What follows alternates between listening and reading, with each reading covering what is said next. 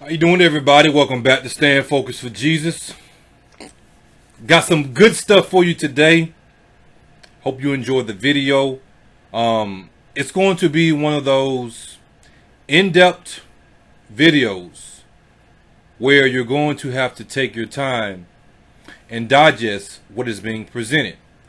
The video will be lengthy, so if it's too long for you, if you can't watch the whole video in one sitting, pause it, come back to it later. But we're going to connect some dots, make some connections, rejoice in some truth, as the Bible says. If you hear the air on, some noise in the background, it's because I have the air on, trying to bring the temperature down in the house. And I have a little one, trying to keep him cool and stuff. Usually when I make videos, I have the air off so it doesn't have the background noise, but it's on now, so I know sometimes that can be a distraction. You're like, what's that noise and everything? But God is good. I found the clip because of God's grace and Him leading me to the clip when I wasn't even looking for it.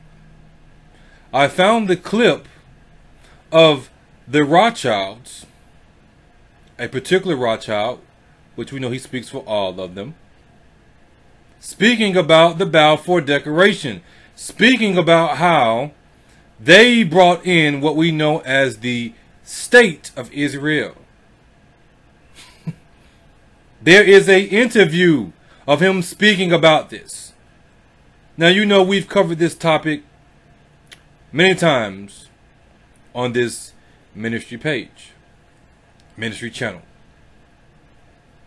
And we have presented evidence after evidence after evidence showing you that the people in the land of Israel claiming to be physical descendants are neither physical Jews of the flesh, nor are they spiritual Jews, because we know a Jew is one who is one inwardly, both Jew of the flesh or a Gentile of the flesh. We've covered that extensively in this on this ministry, and the Lord just continues to give more evidence and more confirmation.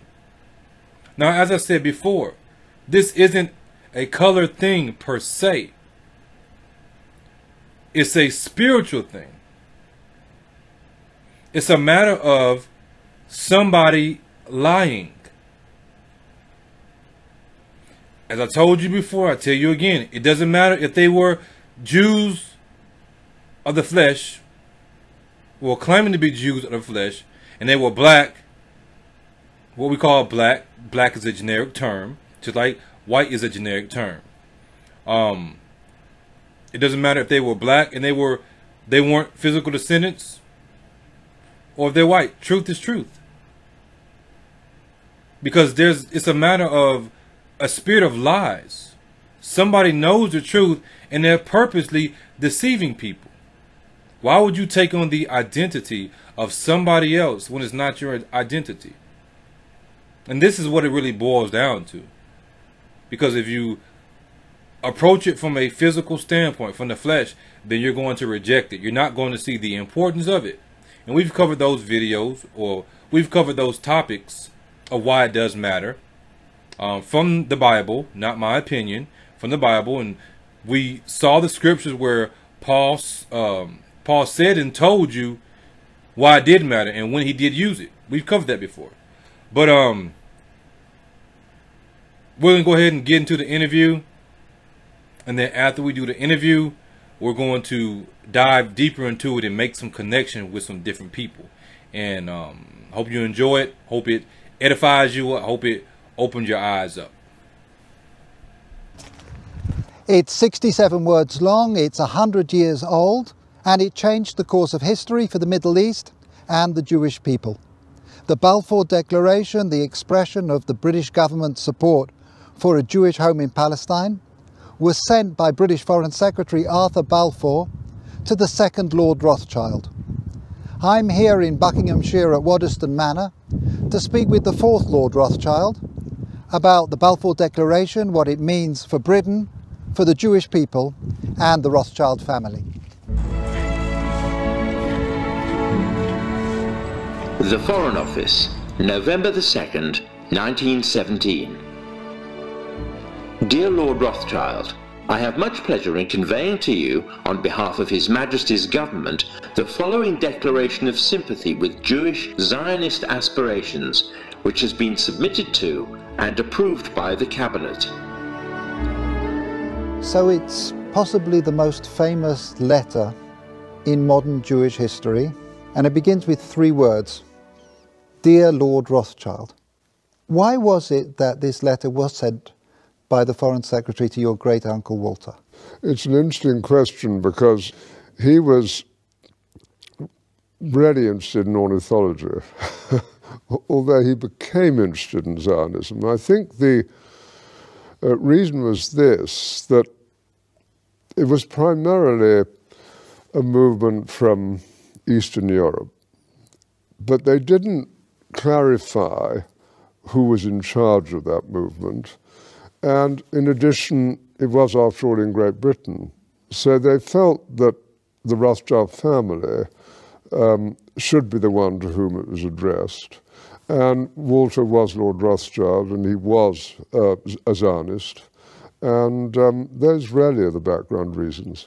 So Walter received the Balfour Declaration, and I have a copy here. And I wonder if I could possibly ask you to read it for us. Yes, indeed. Yeah. I'm going to put on my spectacles to make sure I read it accurately. His Majesty's Government view with favour the establishment of Palestine as a national home for the Jewish people, and will use their best endeavours to facilitate the achievement of this object, it being clearly understood that nothing shall be done which may prejudice the civil and religious rights of existing non-Jewish communities in Palestine, or the rights and political status enjoyed by Jews in any other country. I should be grateful if you would bring this declaration to the knowledge of the Zionist Federation. Yours, Arthur Balfour. And here it is, the Balfour Declaration. What do you feel when you see it here? I genuinely feel it's one of the most extraordinary moments in the history of the Jewish people. If you think it took 3,000 years to get to this, and then you say, how did this miracle happen?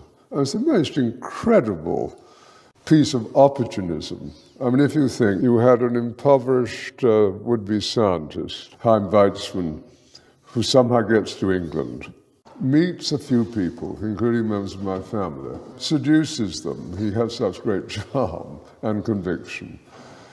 He gets to Balfour, and he unbelievably persuades Balfour and Lloyd George, the Prime Minister, and most of the ministers, that this idea of the national home for Jews should be allowed to take place. I mean, it's so unlikely. And then he's, starts to fight a difficult battle with the British cabinet, and this letter goes through 5 drafts, as you know. And in the end, it comes out as a rather compromising letter. I mean, the essential point is there for the Jewish community to fasten on to. You have the first bit, which promises a national home rather than the national home, and then you have the bit that nothing that's to be done should in any way harm the Arab community. But you come back to the big point, which is that this is perhaps the greatest event in Jewish life for thousands of years. And it's a miracle that it took place. And of course, the Rothschild family then as now filled 2 roles, because it wasn't just a leader of diaspora Jewry, it also played a very significant role in the early years of the establishment of the pioneer communities in Israel as well. There were 2 branches of the Rothschild family primarily concerned. One in France through Baron Edmond de Rothschild, who was the one who responded to the Russian programs of the 1880s. In England, there was a divide. Some of the Rothschilds, in particular Baron Edmond's son, James, known as Jimmy, had come from France, partly because of the Dreyfus case and his horror about what had happened, to live in England. He was educated at Cambridge University. And he married an English girl, Mrs. James de Rothschild, and she became a leader at a very young age. She was only 17 when she started writing to Weizmann and introducing him to the British establishment. Other Rothschilds felt it was better to be assimilated into English life, and although they retained their interest in Judaism and Jewish life, they didn't think it was a good thing that this national home should be established in Israel. So it was something that divided my family, as with many other families. I wonder, as somebody who moves in the highest echelons of British society and is very close to Israel, whether you in your life feel a tension between concern for Israel and loyalty to Britain? No, I don't personally feel that. I mean, I've been completely committed to Israel since the early 1960s and have been there every year since. Completely committed to Israel since the early 1960s and have been there every year since. Completely committed to Israel since the early 1960s and have been there every year since. So I don't feel that conflict, but I, of course, feel a huge loyalty to Great Britain. Just tell us a little bit more about Walter, the second Lord Rothschild, because he was an unusual and colourful character. He was a deeply eccentric man, but from a very early age his passion was collecting. He rode about Tring Park on a giant tortoise. He had a zebra carriage. A carriage pulled by zebras. Yes. He collected on a massive scale birds, insects, fleas, It was butterflies. the largest single collection created by a single individual. I think that's true. I think certainly in Great Britain, I think probably anywhere, he was the greatest collector of ornithological material. His niece, Miriam, writes that for 2 years, as one of his eccentricities, he didn't open any of the letters that were sent to him and stuffed them away into wicker baskets. And it does make you wonder what would have happened if the Balfour Declaration, the letter had been one of those letters that he'd actually, Yes, stuffed. That's true. At that stage, and it's very difficult to quite understand why, he had taken a deep interest in what was happening about the possibility of Balfour Declaration. So maybe those letters would have got to the top of his file. I just want to revisit for a moment your cousin Dorothy, who you mentioned, who at an extraordinarily young age, still in her teens, played such a critical role as a go-between and a facilitator for Chaim Weizmann. Can you say a little bit about that? Well, she married my cousin Jimmy when she was 17. So this is your cousin Dorothy, Dolly. Yep, Mrs. James de Rothschild. And from her teenage years onwards, she was a major supporter of Israel, wasn't she? Major supporter. I mean, she worshipped her husband. She worshipped her husband. She worshipped her husband, who'd been deeply committed, son of Baron Edmore.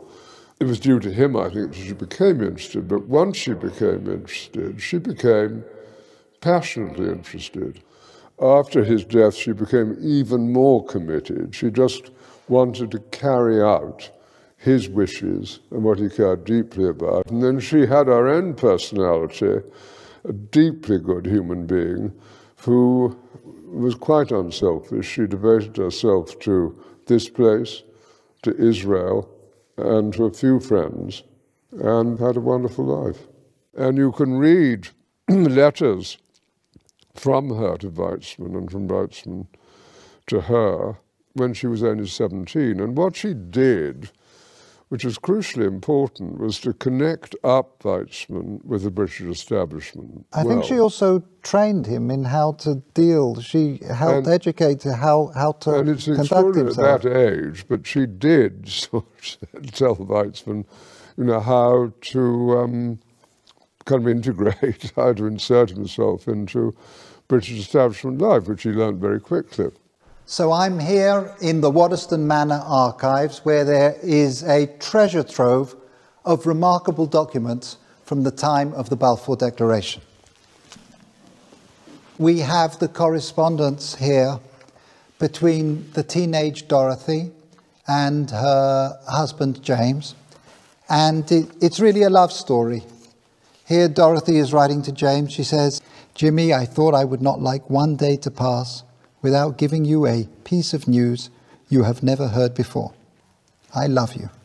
But of course their correspondence wasn't just romantic correspondence. Here we have detailed letters describing her dealings with Zionist leaders, describing her dealings with Zionist leaders, describing her dealings with Zionist leaders, her advice and her suggestions regarding the conferences of the Zionist movement. And here we have a letter that the young Dorothy, still not 20, sent to Dr. Chaim Weizmann, where she's talking about the meetings that she's arranged for him.